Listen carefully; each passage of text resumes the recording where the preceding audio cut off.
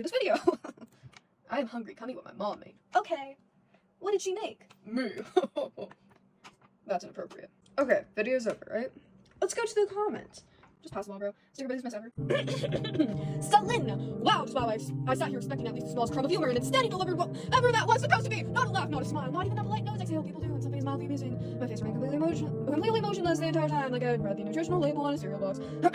I actually paused for a second because I thought maybe the joke had not loaded yet. But no, that was the whole thing. I refused to believe a real human being looked at that and thought, yes, this is ready for public consumption. I tried to give it a chance. I really did. I reread it 3 times, thinking maybe there was some hidden comedic genius that my brain had simply missed. The first time, nothing. The more I looked at it, the worse it became. At this point, I am convinced the joke was not written but assembled by randomly pulling words out of a hat. Somewhere out there, clown just lost their job because you single-handedly lowered the global standard for humor. You know when people say something is painfully unfunny as a figure of speech. This is not that.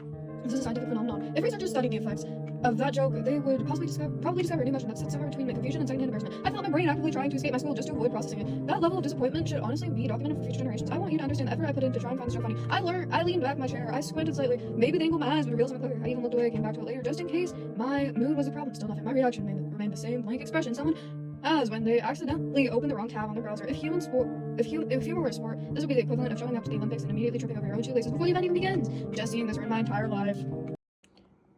My favorite dish was the only correct answer.